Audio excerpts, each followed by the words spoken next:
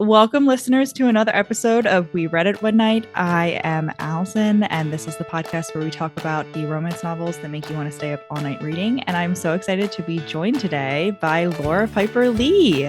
Hi. Hello. Thank you so much for having me. Thank you for coming on.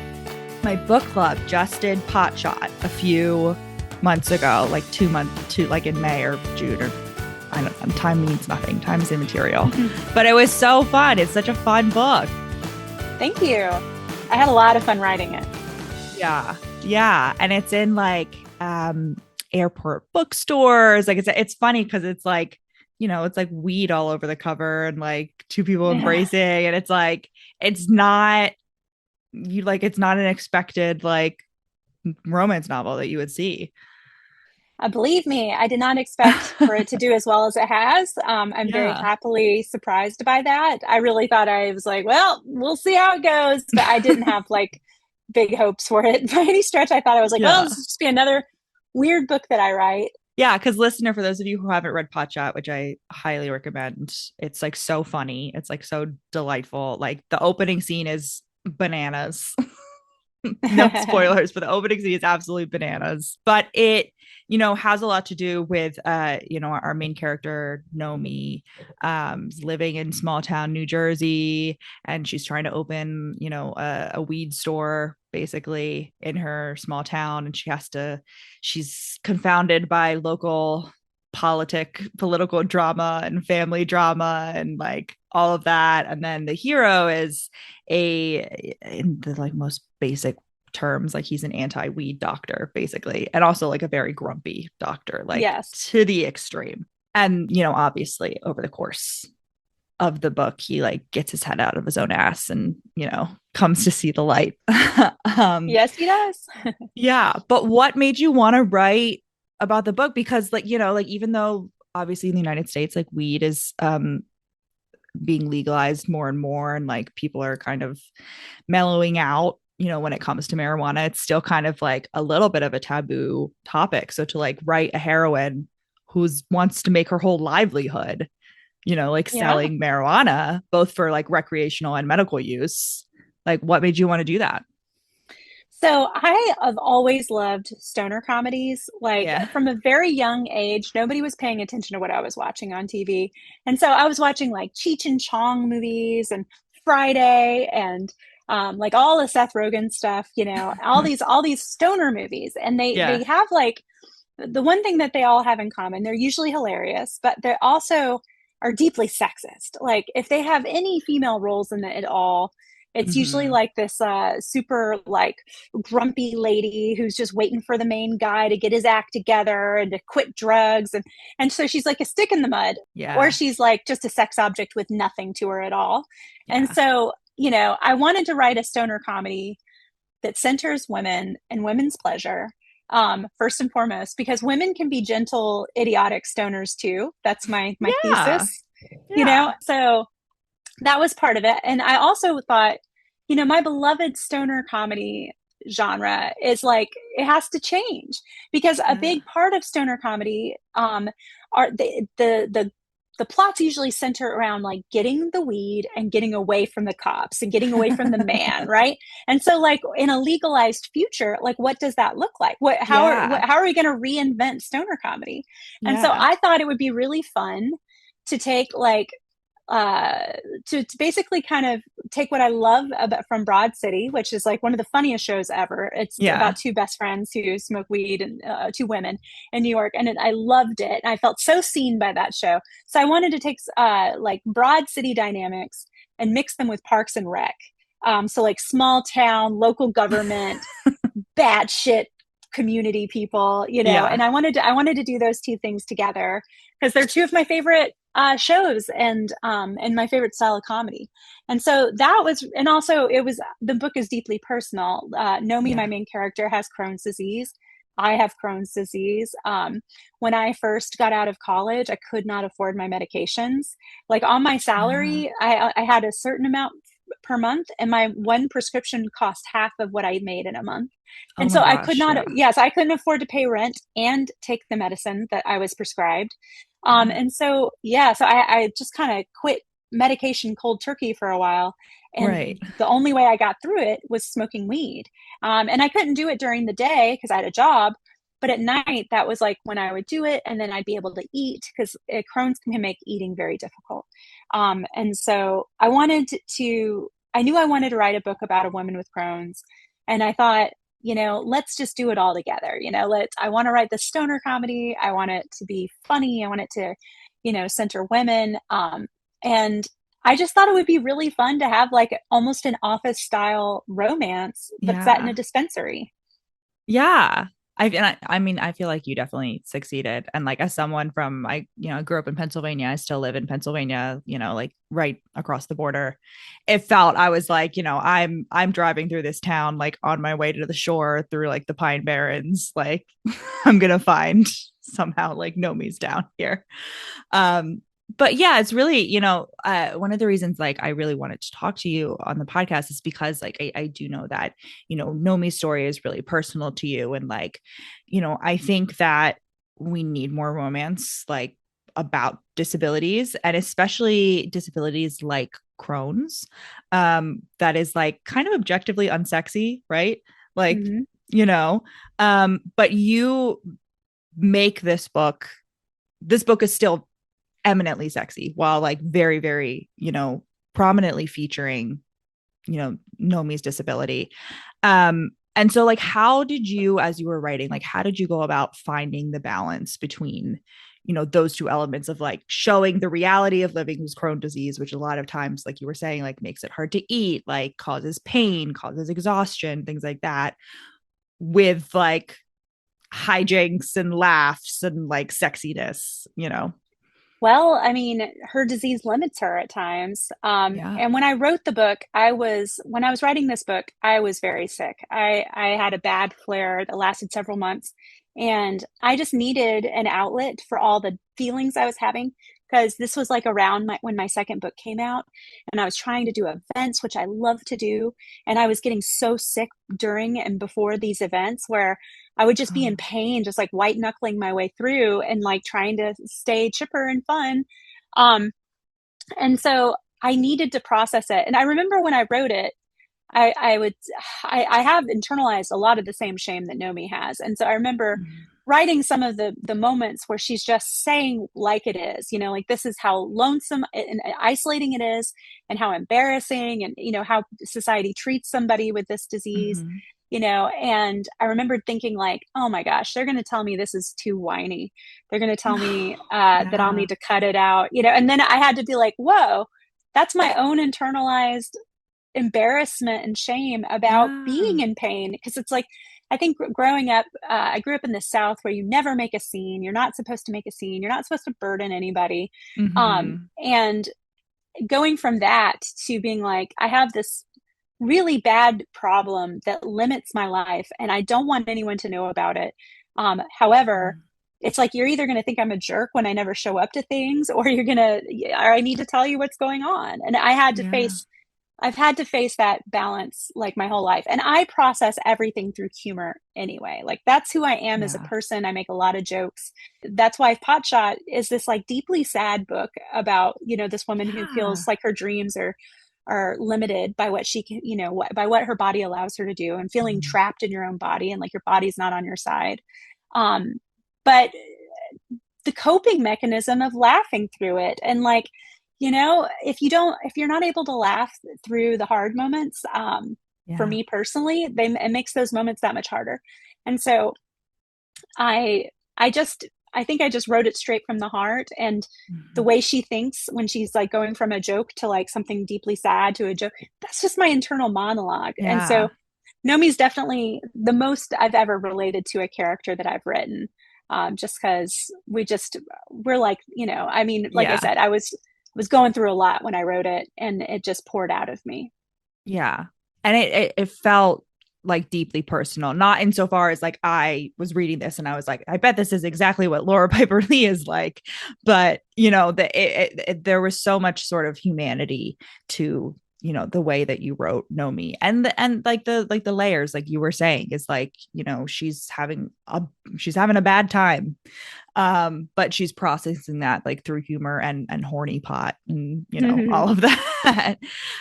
But yeah, like, I know how you talked about, you mentioned like how a lot of Nomi's internalized shame is like your internalized shame, and that's something that's like really common, I think, in general about women, but also particularly, anyone with a disability, and then like doubly so like women with disabilities, right? Like, we're told to be quiet, we're told to like keep it to ourselves, and not to be a burden.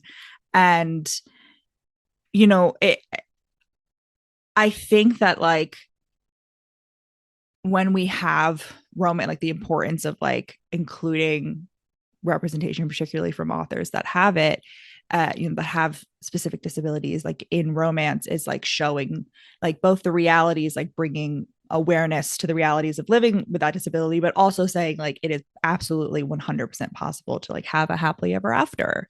Hmm. Even you have this thing that makes your life harder, but your life is still beautiful, at the same Yeah. time. Yes. And I mean, I remember thinking at first when I finished the book, like the first draft to turn in, that I was like, she's still sick at the end of the book because Yeah. chronic illness doesn't have an HEA, right? Like Yeah. chronic illness is there forever. And I feel like if you give somebody like a magic pill and make them all go all better, that's so disingenuous. It's so hurtful. And to be fair, I can't think of a book that I've read where that happens, but I Yeah. still worried that people would feel like she didn't truly get an HEA just because she was still sick. And that I am Yeah. happy to say nobody has felt that way, like at least that they've told me about. Yeah. And so I think that that was, again, just my own fears of being like, can people accept a heroine that has this disability and the knowledge that it's not truly ever going to be perfectly okay. It's just Right. not. And some days it's just going to be really not okay. And so it was healing and cathartic to write it. And I've met so many people who've been very touched by the book because they're going Yeah. through their own chronic illness.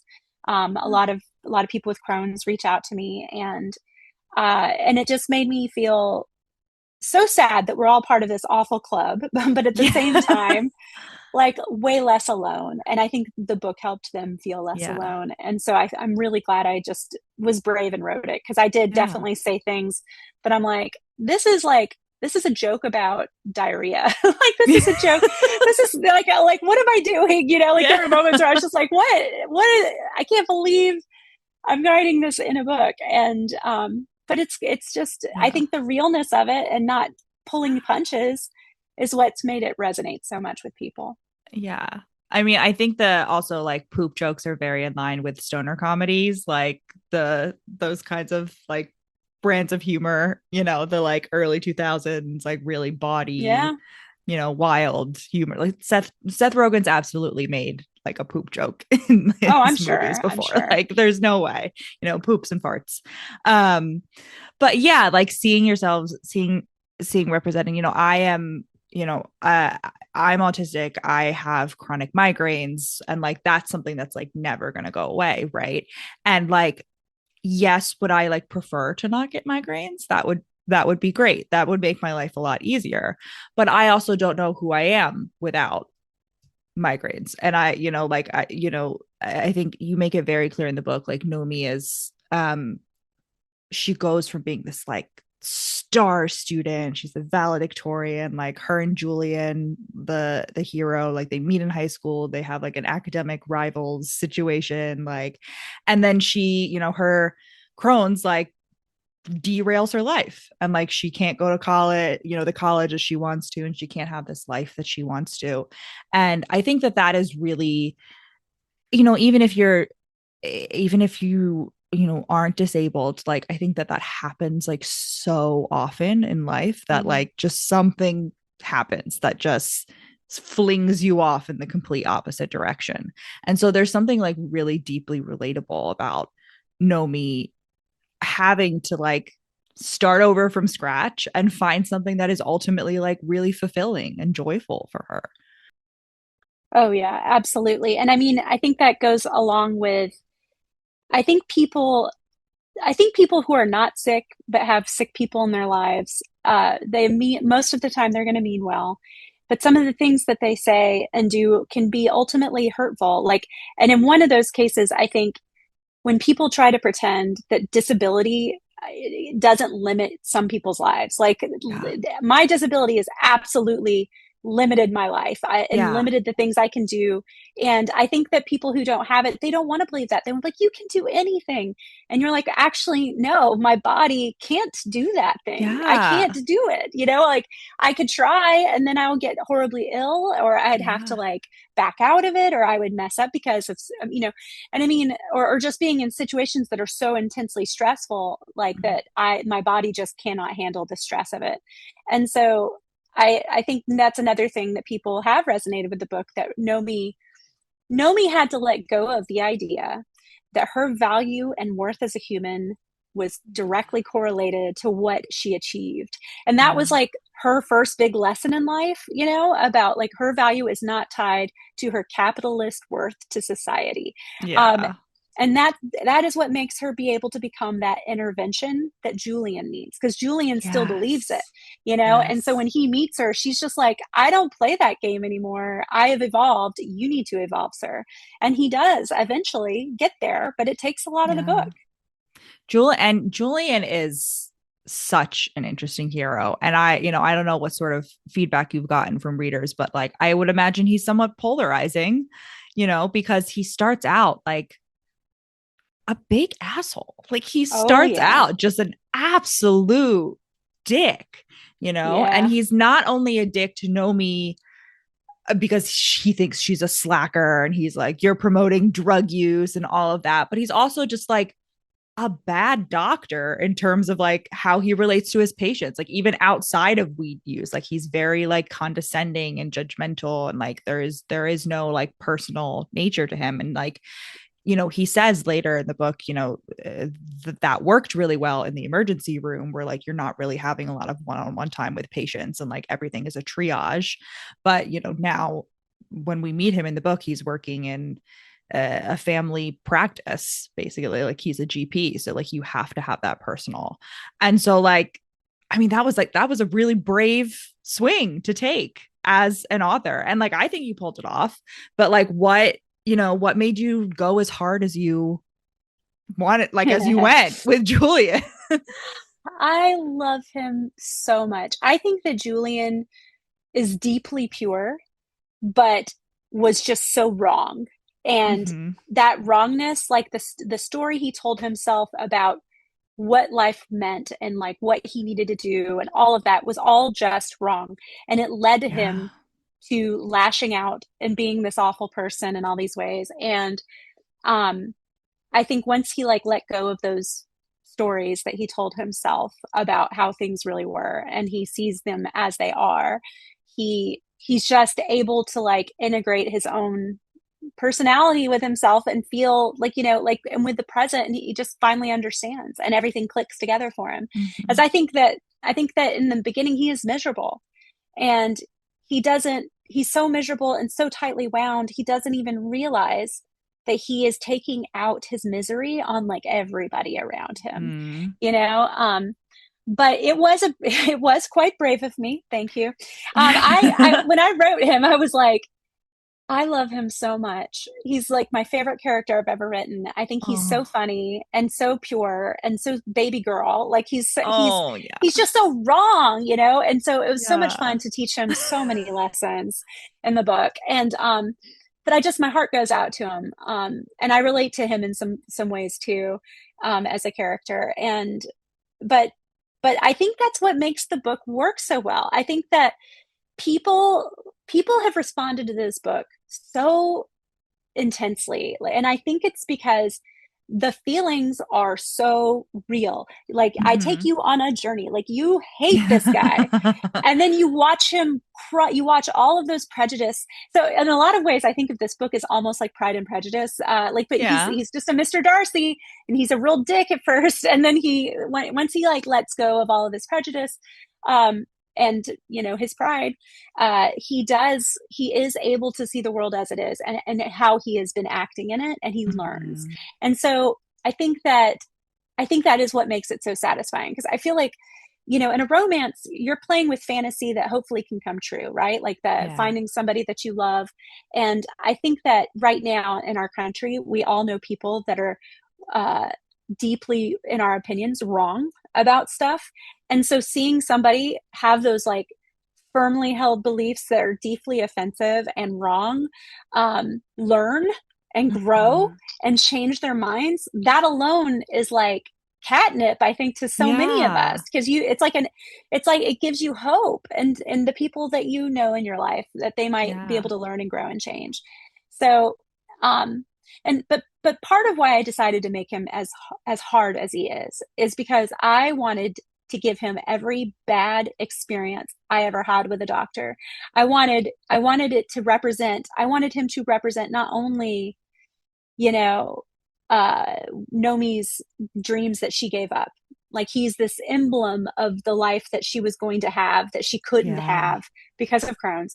But I also wanted him to represent the medical industry and how it had treated her, and how it treats everybody that she loves and cares about. Yeah. And so, because for Nomi to have an HEA, she needed she needed not only to fall in love with someone who could love her for her whole self and be there for her and support her through her illness, she also needed to reconcile with the medical industry that she felt victimized and hurt by. And I think by letting Julian become a good doctor, it helped rehabilitate her own belief in the Mhm. medical industry, because he was able to change. Yeah. And so, I there were a lot of reasons why I made him the way I did.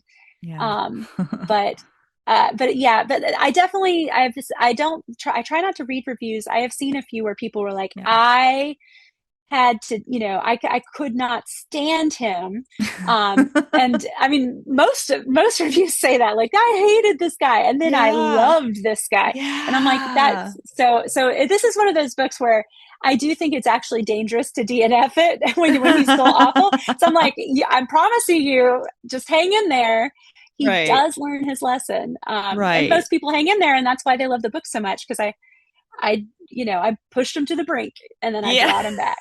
I mean, you did, like, it was like it definitely makes sense that you, like you're saying, like, you base this on your own experience in medicine, because like there was something like deeply triggering about some of Yeah. those Well, early appointments. he's like fat shaming people. Oh my He's rude to people. God. He blames them for what happens to them. Like, he's just Yeah. every bad thing I could think of, in a doctor. But then I also have Dr. Appa, who's right there. And then ultimately she does go to a specialist who's very good and based on my own GI in a way. And so I wanted to show both sides of it. Yeah. Like, yes, there's bad in the medical industry, but there are also people who really want to help and who are there to stand by you and to try their best to help you live as like normal a life as you possibly can. So I Yeah. wanted to show both of those, because that's the reality that I think a lot of us are living in, like the bad experiences, and then looking for those doctors who Yeah. are going to put the work in and be there as partners for us and not just talk down to us and treat us like crap. Yeah, yeah, that have time for you, because I think that that's Mm-hmm. often like they're kind of already one foot out the door even when they like start the appointment, right? And It's you're true. like, can you just listen to me, I please? know. And I mean, I feel bad for doctors, because I know that they are put in this system. It's all capitalism's fault, right? Right. Like, it's the insurance companies, it's the fact that they're completely overworked. Like, your GPs are like the hardest working doctors there are. And there's just not enough hours in the day. And so I understand that they are in an impossible job. But what makes Julian so bad is that he's mean about it, and he's Right. hurtful. And so he really does have to learn his lesson. Yeah. Yeah. And it is, I mean, it's a greater commentary, right? I feel like the book as a whole is really, really making a stand on so many problems, and particularly in the United States, just like with the healthcare industry, because like you can't really go to a bunch of different doctors. Like, not only is it exhausting to like shop doctors until you like find one who you actually connect with, but a lot of times you can't do that because your insurance doesn't cover, or like you're talking about how your insurance didn't cover your Crohn's medication, you know. Oh, that was after insurance. It was still that expensive. Jeez, Yeah, it was like yeah. probably like $20,000 a month. And so yeah, Oh I mean my I mean God. I mean I think what I had to pay was like 600, but I couldn't afford it when that's like half my No, salary. But no. yeah, I hear what you're yeah, I mean I totally agree. That's even like that. And then also like with marijuana legalization, like, you know, just like even the fact like there is an element that like you know, Nomi and Julian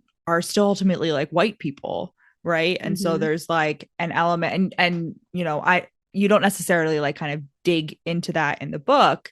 And I'm not like saying like, oh, you should have like dedicated half the book to that. But you know, it is also sort of like a part of the undercurrent of like who gets treatment, who gets grace, who gets, you know, permission to like take advantage of resources and to like live a certain way, and who is not allowed to because of like an arbitrary decision from Yeah. like, you know, some guy on the local board.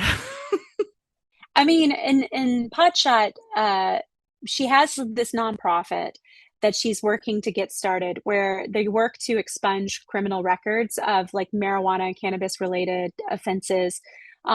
Because it's not fair that, you know, that the law, that these anti-drug laws disproportionately impact people of color.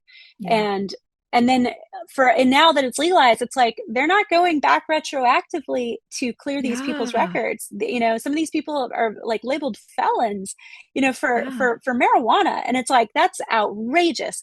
And so I knew that I wanted to talk about that Mm-hmm. eventually in the book, and I bring it up that she's got this nonprofit that she wants to Mm-hmm. start, that she's going to start, that uses like the proceeds from the dispensary, and it will fund this nonprofit. And originally, when I thought of this book, I did consider making Julian an attorney that did that kind of work, Mm-hmm. who has strong feelings against white people using marijuana. You know, Yeah. and I thought about that, and then I was like, that's not the book that I'm ready to write. Like Yeah. I'm very sick. I want to write this book about illness. And Yeah. but I do think that it won't be in the next book, for because Mm-hmm. I am writing another book in the Pot Shot series. Um, Is it with but Lillian's little lesbian?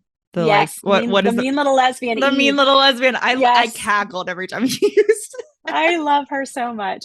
She, yes, it will be her book. But if Oh, I get thank to write a God. third one, Yeah. um, it's going to feature the lawyer of the, you know, so it's going to really dive much deeper into all of those issues. But I know, I mean, it's really complicated. Yeah, right. Yeah, and that wasn't me being like, why don't you talk more about like, you know, obviously you do have the nonprofit and there's only so much you can pack into one story. But yeah, you know, it's all kind of intertwined about like, you know, which groups get it. And like Julian, you know, even to an extent, like in the medical system, right? Like that's also BIPOC people with disabilities have an even harder time in the medical system than like white people with Yes. disabilities. And so like there's layers and layers of nuance here that like I feel like this book has like so many. It's very much like an onion, as Shrek would say. Mhm. You know, there's a lot to peel back. Um, because the system is complicated, because like the issues that you're talking about, like legalization and disability, are very complex, nuanced issues. Yeah. What sort of, you know, obviously this is a very personal book for you, you know, writing about Crohn's and like the specific disability, but like what are like general thoughts, I guess, like general feelings on like how disability has been portrayed in romance, like where you would like it to see, where you think it's realistically going to go, like the good, the bad, and the ugly experiences with like disability and romance in general. I mean, I think that right now we're seeing like kind of a renaissance in it. Like there are more and more books are, you know, being published with heroines and heroes that have disabilities. It doesn't mean that there are like enough of them, but they're Yeah. there. And so I think that things are getting better on that front, if at a snail's pace. But you know, there's so many, and I personally have not, well, I've read one book that was very hurtful about disability, but it was published a fairly long time, like probably 8 or 9 years ago. Mm-hmm. Not to give that author a pass per se, and I won't talk about the book or who it was, Yeah. but there was some magic pill action going on. Like Hmm. there's a problem, and but it's like magically solved by the end, and it's Yeah. not the kind of thing that can happen, and that's just deeply hurtful. It's not real. It's disingenuous to people who have that Yeah. condition, and I don't think that the person who wrote it had it, and so they were like didn't feel bad about just getting rid of it, Yeah. Getting rid of it. without, like in a way that isn't real in real Hmm. life. And so, but that was a long time ago, and I've never seen it since. If anything, I've felt more and more seen. Chloe Lisa writes, like Hmm. she has a whole series of books that have feature people with disabilities, and one of them Yeah. has ulcerative colitis, which is very similar to Crohn's. Yeah. And I read it uh just to see, like, I remember I was like, oh, I should just see like how somebody else who wrote about a book about ulcerative colitis, about this, handled some of it. I'd already written Pot Shot, but I was still like revising, and so I was like, let Yeah. me go read that.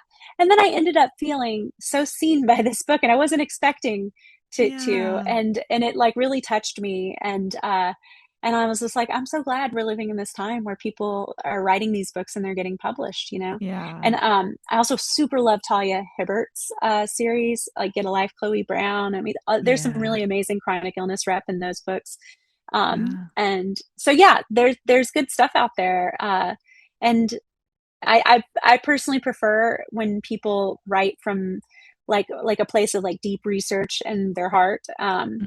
on these topics, and do no harm. Like if you're going to write a book about something, Yeah. and I don't have all the conditions that I talk about in this book. Right. So I did crazy amounts of research, Yeah. like on Parkinson's and like severe epilepsy and some of the conditions that Nomi's clients have. And that was my ultra, like my overarching directive was like, do no harm, portray it as truthfully as you can, as researched as you can, and as compassionately as you can. Um, Hmm. and I do think though that if you've got like a major life limiting illness, you know there's just a camaraderie there, like with people who face their own things. Hmm. Because you understand what it's like to be in a body that doesn't feel like your own. It doesn't feel like Hmm. it's on your side. Yeah. And it also helps, like, I'm sure, someone who perhaps has that disability but like doesn't realize it or hasn't accepted that about themselves too. Like I know, I've talked about this a lot on the podcast before, like, but like I realized that I was autistic because of own like romance novels written by autistic authors. And it was because like they get that right, they get the happily ever after, they get the like, you experience this disability, but it's gonna be okay. Not everything, it's not gonna be 100% because you still have a disability, but it's gonna be positive. And yeah, like you're sure, like I don't know if you've had anyone be like, oh, like, so I don't just have like horrible stomach cramps and like diarrhea all the time. Like, if this like encouraged me to like pursue a diagnosis or something, or maybe that's not a thing with Crohn's disease. um as much, Nobody's but told me that. Yeah, nobody's told me that. Most people who've come up to me and talked to me about it already have something, and whether it's Crohn's or just another chronic illness, that they felt very seen, with the representation in this book. But I have just been floored. I've gotten so many messages, and every time I do an event, people come up, and it always makes me cry, and we have a little cry together. So it's like it's so sad, and but it's so comforting to know other people have experienced what you've experienced. It makes you feel yeah. fundamentally less alone.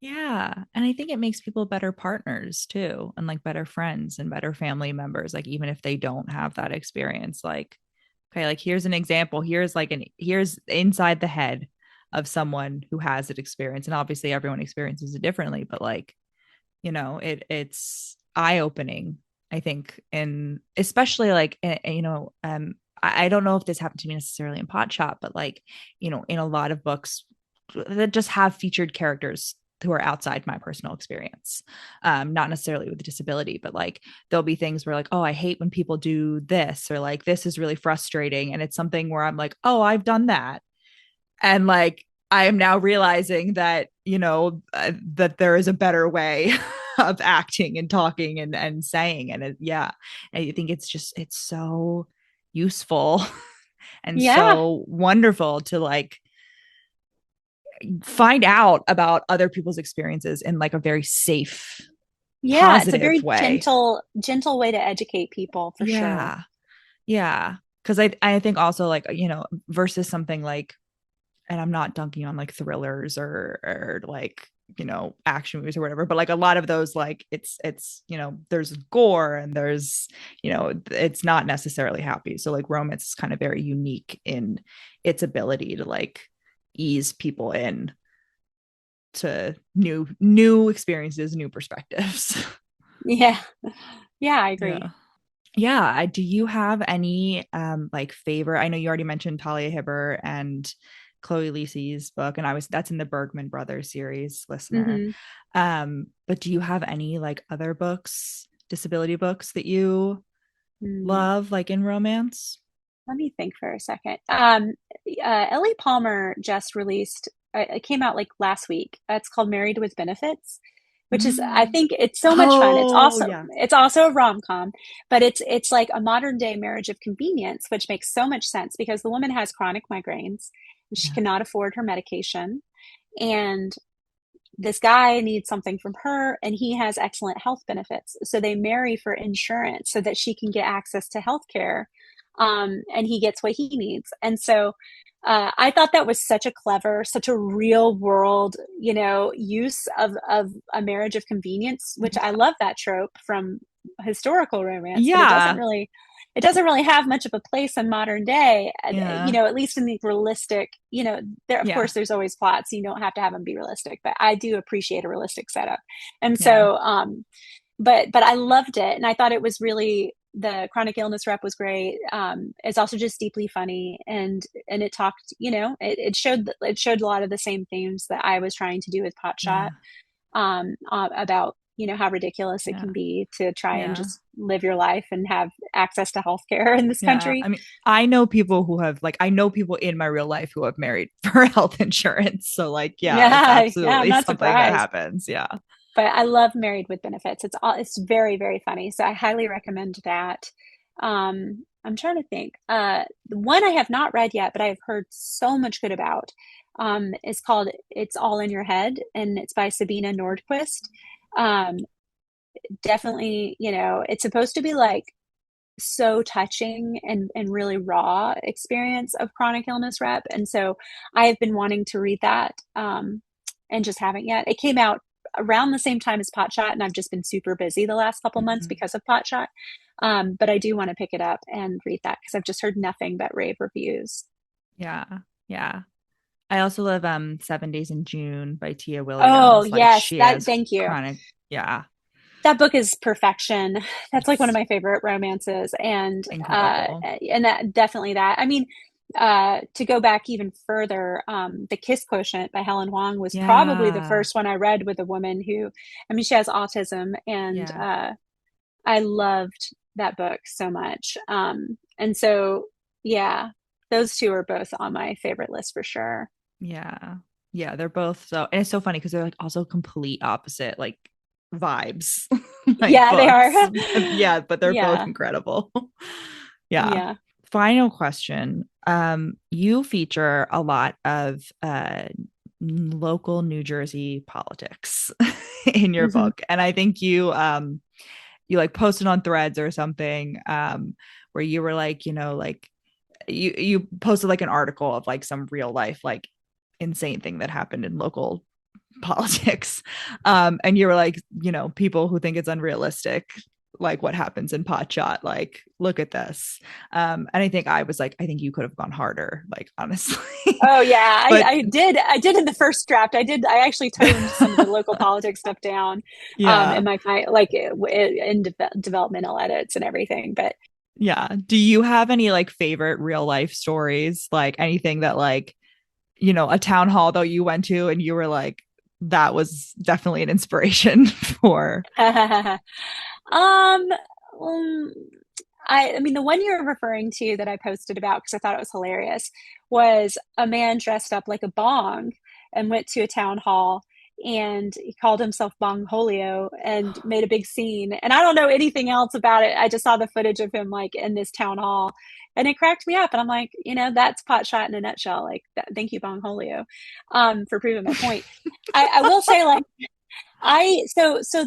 there's like kind of like a brothers feud that's like at the center of Pot Shot. Yes. And I don't want to spoil because the reveal is so funny. Thank you. Um, but that's sort of based on a real feud that's going on in Mm. South Jersey and across the bridge in Philly, where I met too. And so the feud is around this pizza chain called Tacanelli's. I don't know if you've Okay. ever had Tacanelli's. I It have is the not. best freaking pizza I have ever had in my life, any place ever. It is Oh my amazing. gosh. It is Okay, now I gotta so have good. it. Well, and yeah, and I do think like they have multiple locations. It's the original that's the best in my opinion, but they are Okay, all amazing. fair. Um, and Tacanelli's apparently had this like these two brothers who started feuding and hated each other. And so there's different branches of Tacanelli's. Like, so some Tacanelli's are owned by one, Oh my some are, and that's why God. there's like differences between them. And it was like major drama. And so that kind of inspired some of the drama that's in Pot Shot. But also, I learned after Pot Shot, Pot Shot was already written. Yeah. It wasn't out yet, but it was written. And I actually learned, so it's based, the town in the book is based on Collingswood, New Jersey. It's a Okay. fictionalized version of Collingswood, which is a very cute, very bougie little South Jersey town, Main Yeah. Street adorableness. And uh, so the central issue in my book is Nomi wants to open her dispensary on Main Street, and Mm-hmm. Julian stops her, and there's people who want to stop her and not have that on Main Street. And I learned that apparently that really happened in Collingswood.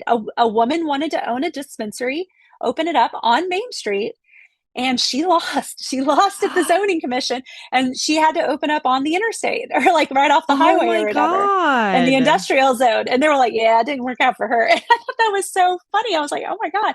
They thought that I knew about that. They were like, Oh surely you my must have heard. And I was God. like, no, I didn't know that. So That's I so guess funny. it's not that, it's nothing about what I wrote about in the book is far fetched because it's all based. I mean, like I said, I didn't know that when I wrote it, but I found it hilarious that that actually Yeah. happened in the town I based it on. Yeah, that's so funny. Yeah. Have you heard of the Weed Man of New Jersey? Like I think that's his like Mm, brand. He's the Weed Man of New Jersey. He's I based think in so. Trenton.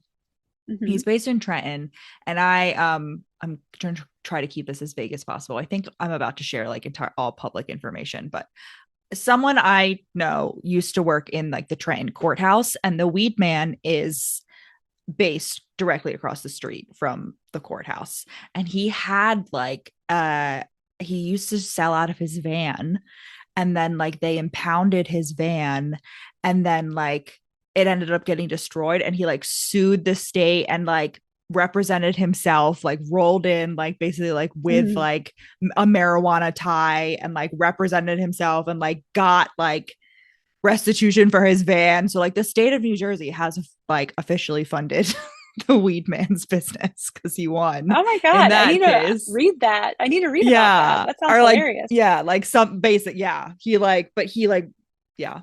So some victories and some losses in the Yeah. local state politics weed Oh, scene of New absolutely. Jersey. Well, it's Yeah. always interesting in New Jersey. It's always yeah, it's definitely a place. And yeah, yeah, I'm right outside Philly too. So like there's Philly is also another Yes, it is. wackadoo. It's a wackadoo city. There's a reason Gritty is our mascot. I know. I know. I love Philadelphia with my whole heart. Yeah. And I'll have to think of something to base here to try and capture the Philliness of Philly. The idea hasn't come to me yet, but maybe down the road. Um, but I do think I'm going to make Eve, uh, my mean little lesbian from Pot Shot. I think she's going to go to a Phillies game. I was like, I want her to go to a Phillies game. That because I love the Phillies. I'm very a Yeah. lot of nostalgia for them. So, and I do love that South Jersey people, for the most part, root for the Phillies. There Oh is your every yeah. now and then Yankees or Mets fan. We don't talk about them, No. but there Fair. are a lot of Phillies fans. So, Yeah. yep. Yeah, because New Jersey, right, doesn't have a baseball team. They have Trenton Thunder, but that's Right. minor leagues, right? They don't you guys don't have your own baseball team. But Philly will accept you. I feel That's like right. Philadelphians and South Jerseyans are like equally ready to fight, so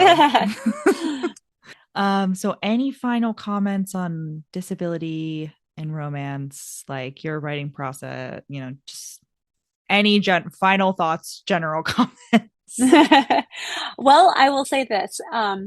So Eve's book, which is tentatively titled, so very well may change, Joint Forces, because it's going to be about her joining up for revenge on all the people that have wronged her. So it's going to be like a Thelma and Louise if they fucked kind of plot. That is Um, incredible. thank Everything you you. just said is like the best thing I've ever heard. So that is it's not written at all. Like very Yeah. little of it is written. So that's going to be a while, but like we're thinking like April 2028. So that's down the road. But Okay. I do have a book coming out in like 5 weeks with a different publisher. Amazing. So if I can tell you a Yes. little bit about that, Yes. Yes. that book is called Doomsdate. It is a zombie apocalypse rom com.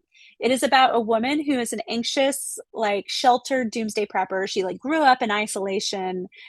She's re-entered society and she's just bonkers weird, right? Like she does not know how society works. And she sets these like goals for herself. Like by this age, I'm going to make a friend. By this age, I'm going to get my college degree. Like, Oh. so she's Yeah. got like, a plan. And one of her last items is that by 30 she wants to have had sex. Um, and she has this like bucket list item. It's the week before her birthday, and she's like, and there's this new virus on the horizon, and in any moment now there's going to be a lockdown, like another cock blocking pandemic lockdown. Oh And so no. she's like, I gotta get this done. And so she goes on a first date while this virus is just rampant out of control.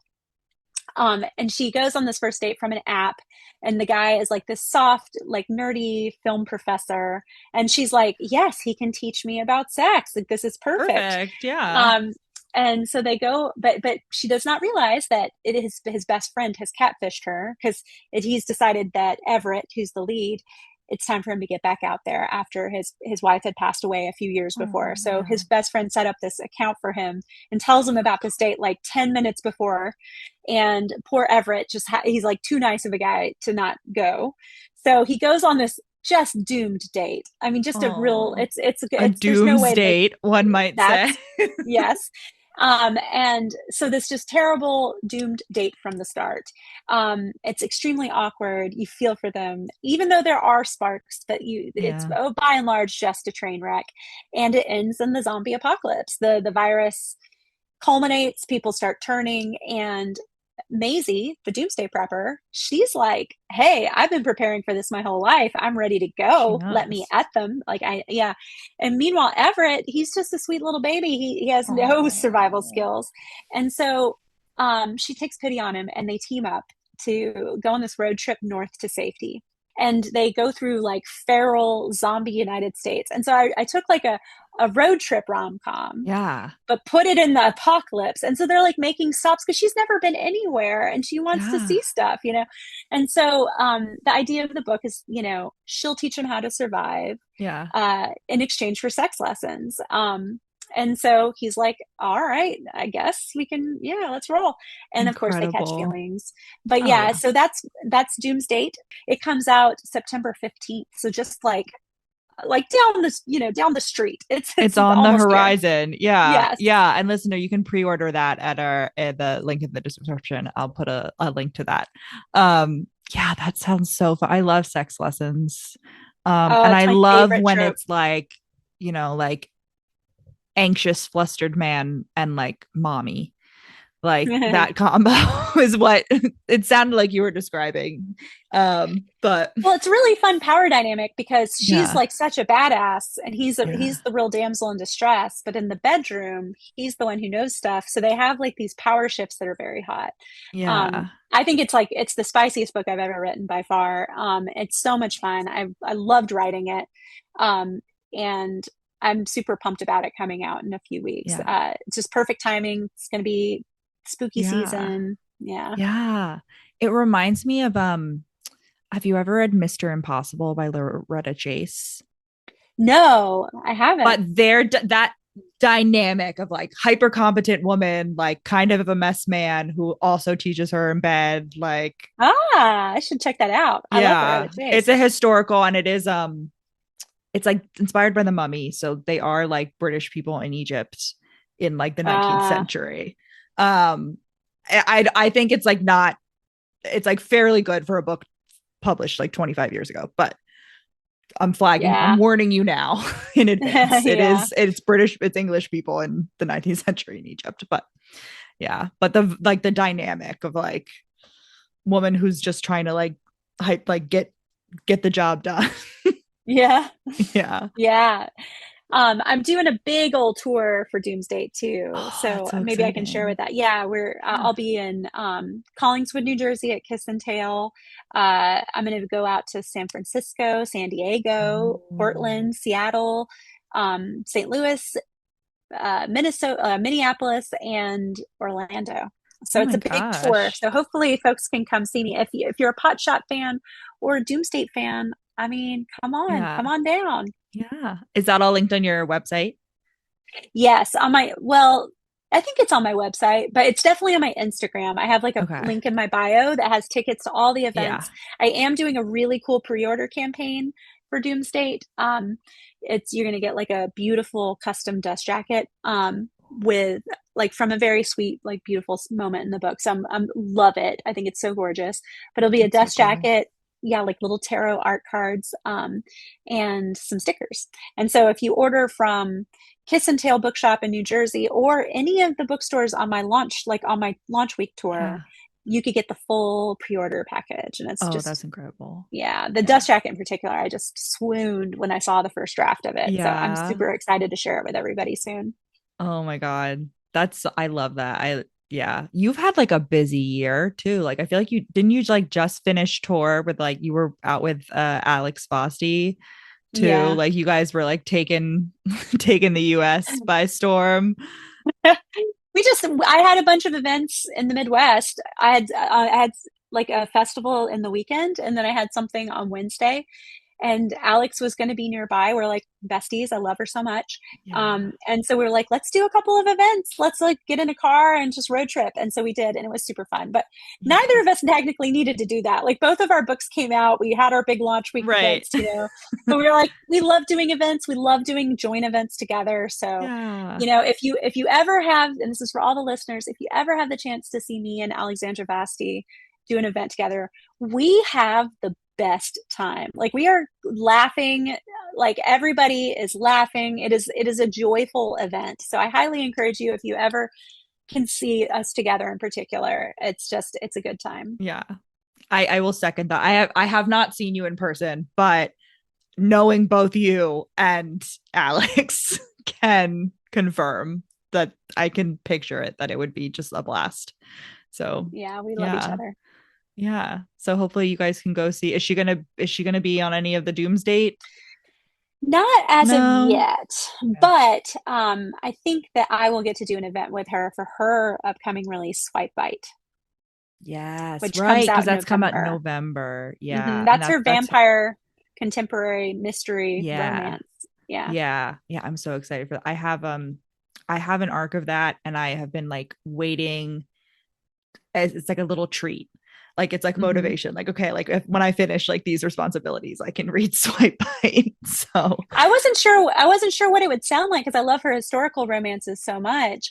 And I'll tell you, it reminded me like in the best way of like Allie Hazelwood's Bride. So like oh if you love amazing. like funny, witty, contemporary sounding voice, but with like paranormal stuff, Yeah. that's what Swipe Bite is. It's excellent. I mean, Alex is one of the most talented authors out there right now She's doing her great. thing. Yeah, and so I highly recommend anything she does, but I'm Yeah. really pumped about Swipe Bite for her. Yeah.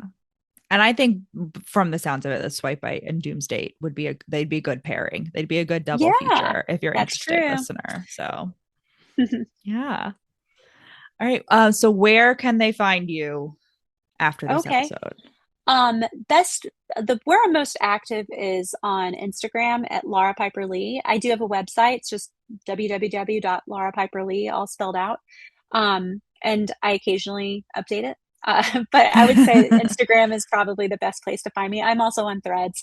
I have an account on TikTok, but I don't think I've logged into that in like maybe 3 months. I don't know what's waiting for me in there, but Yeah, me too. so yeah. It's been really freeing not Yes, having TikTok anymore. I'm glad to have like one that I kicked the bucket with, right? Like I'm like Yeah, Instagram's got me by the jugular. I really can't afford to have multiple addictions yeah. when I've got a book due. So Yeah. Okay. And those will all be linked in the description, listener. Thank you so much for coming. This has been so much fun. thank you so much for having me. I really appreciate it. Yeah, thanks for coming on. And listener, you can find the podcast at We Read It One Night on Instagram, Threads, and technically TikTok. You can email we read it one night at gmail.com. Don't forget to drop a rating and review. If you would like to support the podcast and you have a little extra room in your budget this month, you can buy me a coffee in the description, visit the Etsy shop. And also, all the books that we talked about in this episode are going to be on the bookshop.org storefront that the podcast has. And if you use the affiliate link that's linked below, then podcast gets a little percentage and you get an amazing book and you also get to support independent bookstores. So it's a win-win-win. Don't forget to pre-order Doomsday, read Podshot, it's already out. And Godspeed, comrades.